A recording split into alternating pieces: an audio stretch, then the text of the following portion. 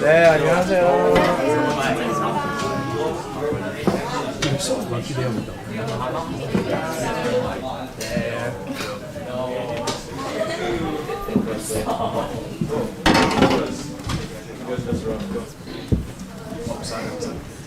오, 아이색 진짜.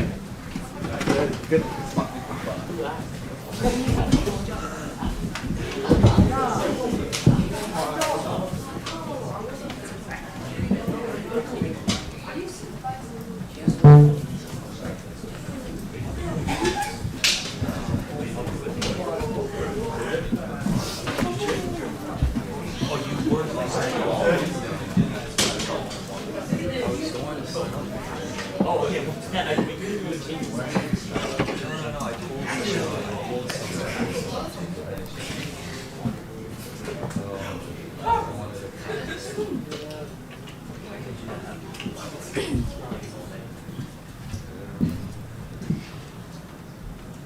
Can we all rise to praise? Hello? Oh. This was before you said Are you going to change your mind again? Dear Heavenly Father, I just hope that we can all praise together and get ready for what Andy has in store for us today. And in Jesus' name we pray.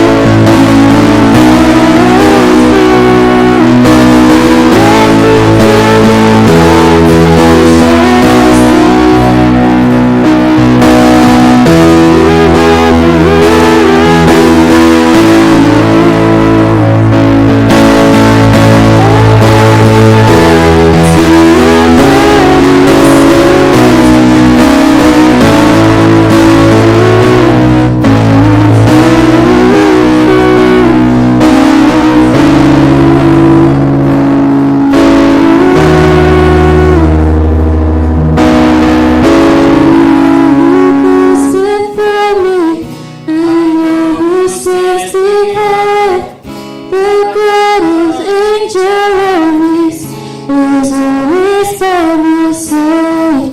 The one who reigns forever, He is a friend of mine.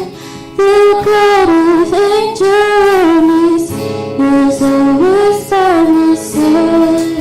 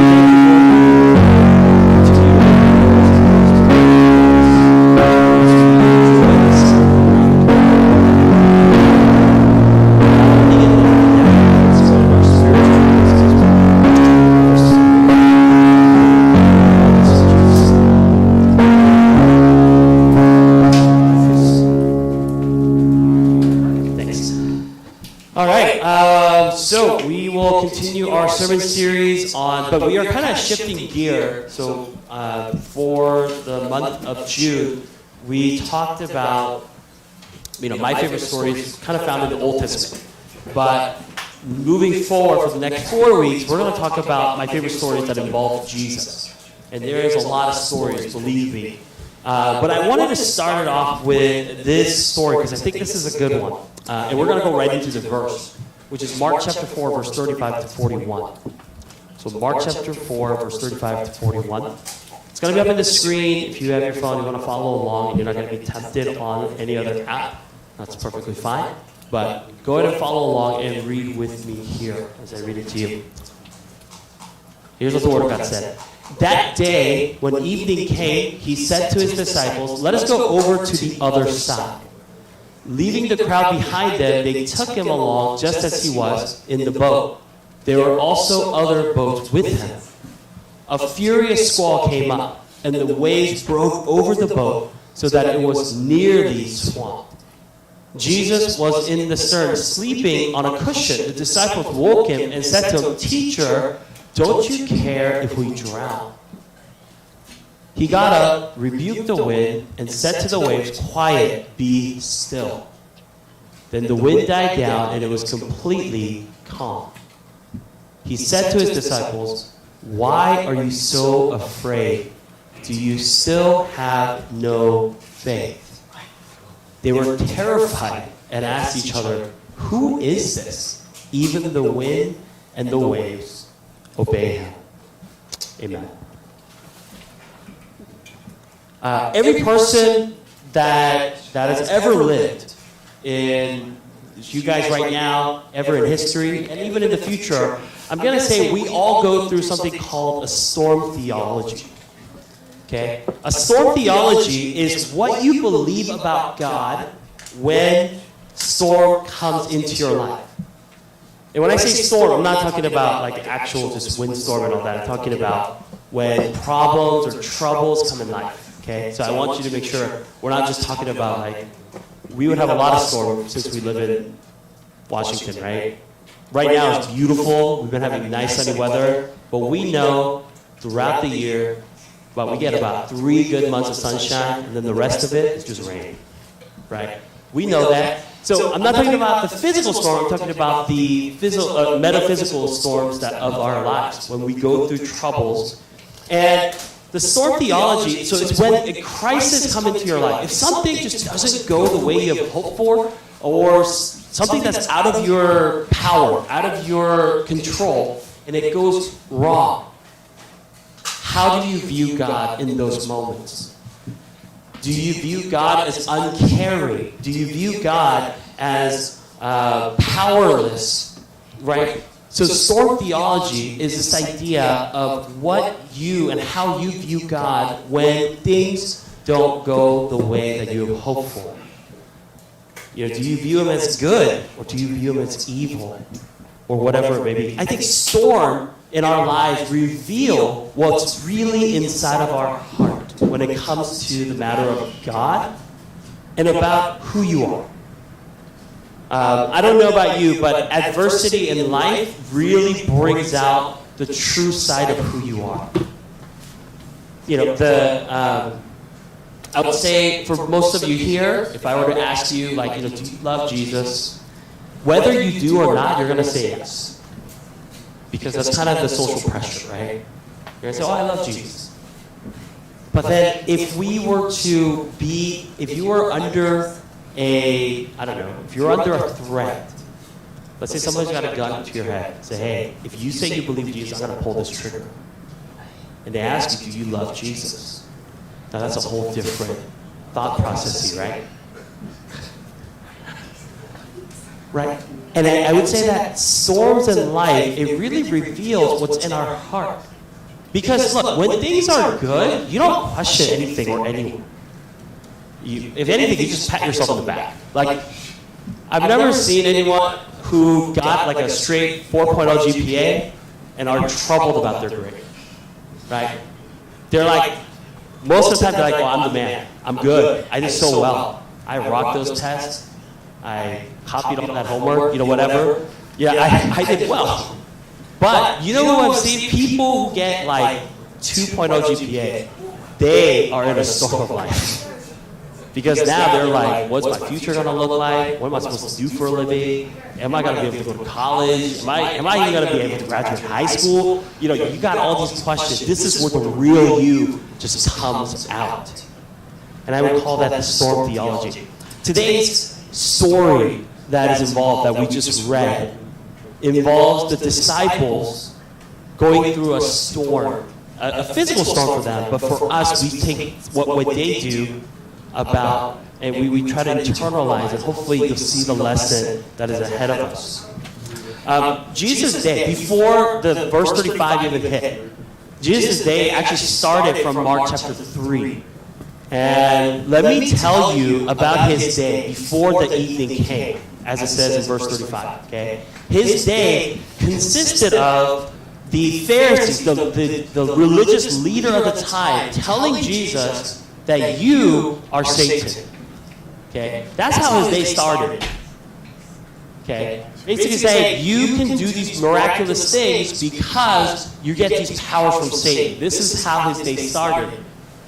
Immediately after that, Jesus had brothers, right? Y'all know Jesus had other siblings, right? Yeah, you got other siblings. Jesus is not an only child. Okay? Now, Jesus' divine nature, that's only him, but, Mary and Joseph, they had kids afterwards, right?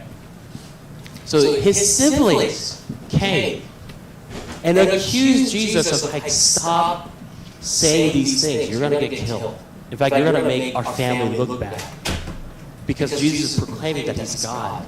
So his whole very family came to him and said, hey, stop that. What are you doing? Are you crazy? So his family, already been told that you're doing miraculous things through Satan's power. Now you got families coming to you saying, hey, you better stop that. And then he had the whole day preaching, teaching, the whole entire day. So, you could see Jesus just exhausted the whole day. So then they wanted to cross a lake. So they get into a boat and they go. And what we see by context, Jesus just goes to sleep. He's just sleeping. Had a long day. Okay? And he's sleeping. And then it says that this storm just suddenly comes. With no warning, it says that the storm just came. And honestly, if you think about it, that's just kind of a way of life. If you think about any bad things that have ever happened in your life, it kind of came without a warning. Now, you may have done things that led to those things, but the revelation of that bad thing or the consequences of that bad things just kind of sneaks up on you, right? Like if you made a comment about a friend behind their back, you know that's bad. That's messed up. That's a bad thing to do. You shouldn't gossip, but you did it. But you're hoping to God that would never come back to you, right? You're hoping to God, I hope nobody finds out I made that comment about my friend like that. And then lo and behold, one day your friend's like, hey, I just heard. And then y'all fighting. Your friendship is just being rocked, right? And it just happens out of nowhere. And that's just kind of what we see with the disciples. Here's how I know that it's bad. Okay? Some of the disciples, what were their profession? They were fishermen, right? They know boats. They know storms. True fishermen, y'all ever seen Deadliest Catch? Y'all ever seen that show? This show is basically a reality show based on reality. They go to these deep oceans, and they have a film crew who is filming them catching crabs and stuff. And it's one of the craziest things because that boat's getting rocked. They got the waves are crazy, and these are professional fishermen. So when they say, "Ooh, this is a bad storm," everybody watching going, "This must be a bad storm," right? Because some of them, here's some episode, they're in a storm, right? And then the fishermen are just laughing and they're playing cards. And you're going, what's going on? Because they're oh, this is nothing. and then they go into like spin-off story, like, well, back in 1980, like this storm was so bad that our boat flipped like 3 times. And they see certain storm and there's nothing to that. But then, so for these professional fishermen, prior to meeting Jesus, becoming disciples, they know what a storm is. But they see this particular storm and they are panicking. Right? They are going, we're going to die. That's what their mindset is. So much so that they go wake Jesus up.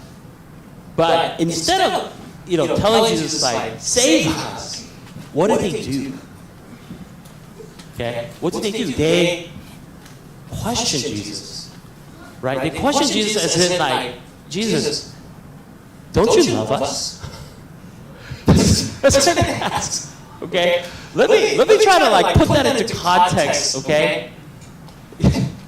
If let's say your parents, you're like driving with your parents, and your parents got into a car accident. And that's like you asking them, hey, don't you love me? Why would you get into this accident? Parents would be like, boy, I'm going to kill you later. But right now we're going to deal with this, and I'm going to deal with you later. But this is what the disciples are asking. Like, Jesus, we're about to die in this storm. Don't you love us? This is what the disciples are at. And I find that to be funny because one of the things that what we see in this passage as they're going through the storm, it actually teaches us a lot about where the disciples are, and it actually teaches us a lot about where we are when we go through our storms. And here's what I mean by that. And because we know that the disciples were scared because of a storm that's actually happening in front of them. And honestly, I have sentiment for that. Because I think it's very normal that they're scared. Like, if I'm on a boat, and I don't know, like those movie scenes, like you're like on a boat, it's a nice day, and all of a sudden you see just black clouds and like it's starting to rock. And imagine the boat driver's like, that's okay, we'll just keep going. I'll be like, yo, like I'm not a professional or anything, but like we should turn back. I don't think we should head into that. They're like, no, that's okay. We're gonna keep going. I mean, like, could we think about going back at least? Like, can we talk about it? I don't want to head to the storm. And yet, that's what they were going through. So naturally, they're scared. I get it. I understand why they are. And a lot of times when we have issues that we go through in life, we're scared. Whatever anxiety-inducing things that we go through, it brings us into terms of panic. It brings us this idea like, I don't know what I'm about to be hit by. It might be death. It might be, I don't know, like everybody else in this boat, they're going to die except me, and I'm going to have to report that to somebody. Like, I don't know if I'm going to survive this. I don't know if I can mentally handle this. Right? And yet, here's a reality that the disciples kind of forgot about. Right? So they're in the boat with Jesus. Imagine, this is not a big cruise boat. This is a pretty, just like a whatever size boat. And Jesus is sleeping. Remember the day before, Jesus did, like the day of, Jesus did a lot of miracles. He taught a lot. He did a lot of things. He's done miraculous things. And the disciples have forgotten all about that. When it comes to the goodness of God, the disciples just conveniently forgot when the storm hit. Right? They forgot who Jesus was at that very moment because the storm was so fierce. And a lot of us, my guess, my best educated guess is that your life might be right now good and you're doing well, you're happy, you're on track with whatever you want to be in track with. But, and right now you're like, yeah, I'm very thankful to God. I have my health. I have my grades, I have my family, I have my friends, everything is great. But what happens when the storm hits? What happens if your health fails? What happens if someone you love, their health fails? What happens if you found out that they found out, your school found out you cheated, there goes your grade. Now you're facing expulsion. What happens when your parents are going, hey, it's not your fault, but we're going to get a divorce? What happens then? What happens when the storm hits? What happens to your idea of a goodness of God when those things happen? Because what I see through the disciples is that they were going through that moment. Everything prior to this boat ride with Jesus was smooth sailing. Everything was going great. Then the storm hits. Then the panic sets in. Anxiety sets in. And going, Jesus, do you love me? Because if you did, you would prevent me from this storm. But here's what I want you to understand. Look, it's not just the disciples who are in this storm. One of the things that you need to realize is that Jesus was in that storm together with them. Right? It's not like Jesus see you guys and leaped out. He didn't fly out of there. He didn't call angels to pick him up. He was there in the midst of all of it. And then Jesus does what he does, right? He doesn't rebuke the disciples about them having fear of the storm. What he does rebuke about is what they're questioning Jesus of. What they're accusing Jesus of. Which is, Jesus, do you love me? And Jesus calms the storm, right? I wish I can see what that would really be like.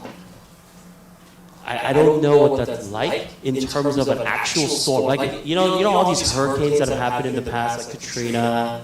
What was the most recent one? Does anyone remember the hurricane's name? Ian. Right. Can you imagine if Jesus was there and going, okay, chill, and then gone? Right? Crazy, right? I don't know what that looks like. But from my personal experience, I know what it looks like when Jesus calms the storm in my life. Because that is a moment of calmness and clarity that nothing in this world can bring. You guys have heard the story about me and my wife trying to bring melody to the world. I don't know, it would have been melody at a different time. But that, I would say, is a very big storm of our life. But it was only when we actually gave up and surrendered to God. Your goodness is not questioned whether we have a child or not. You're going to be good regardless. And help us to understand that, help us to overcome that. And it was that moment where we became very calm and clear about, one of the things that you may not know is prior to myself even marrying Susie, one of the biggest things that I told her is I want to be a father. Because more than my job as a pastor, as Susie's husband, one of the things that I look forward to, one of the goals in my life is to have a child or children that I can really show the love of God to.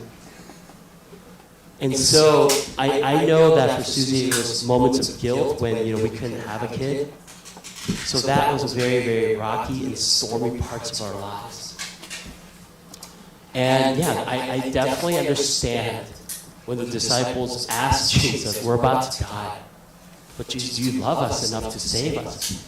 I have asked those questions so many times during that 5 years. So I get it.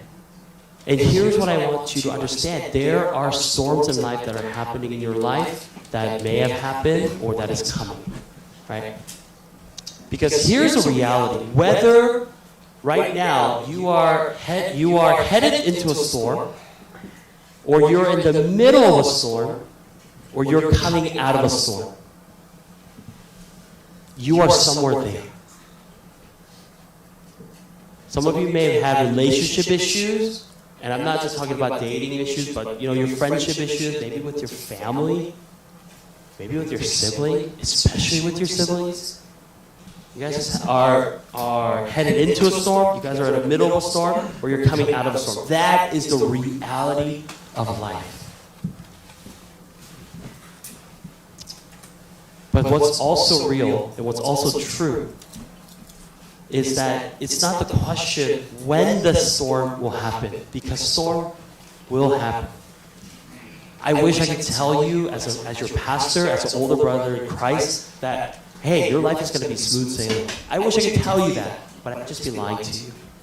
And if there's anyone, any pastor, I don't know, I don't care who it is, if they're saying, hey, your life in Jesus should be nice and easy, comfortable, they're lying to you.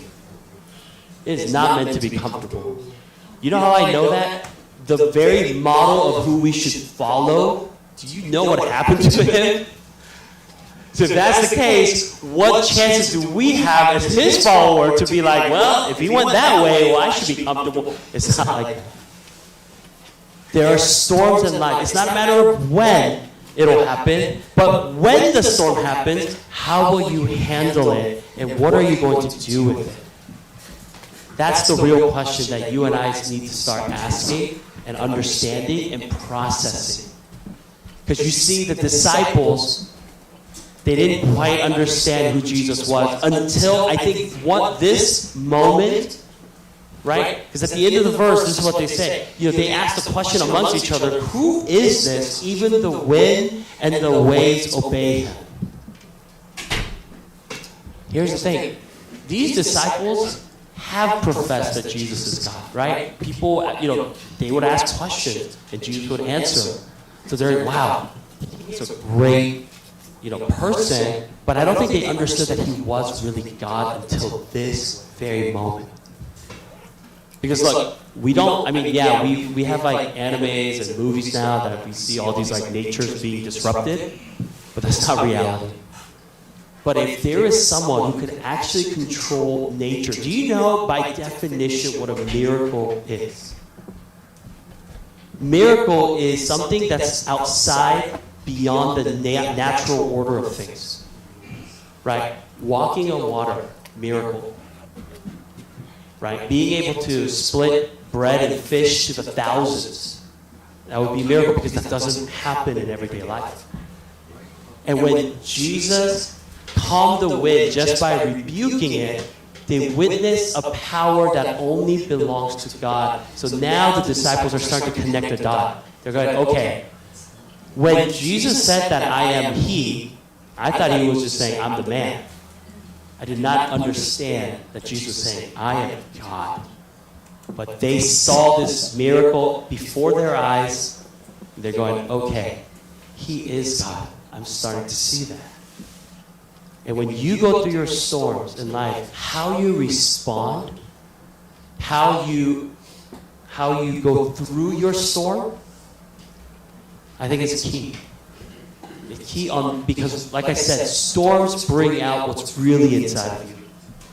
You can say you love Jesus all you want, but when trouble comes, when the storm hits, and the first thing you do is you like, God, you're no good.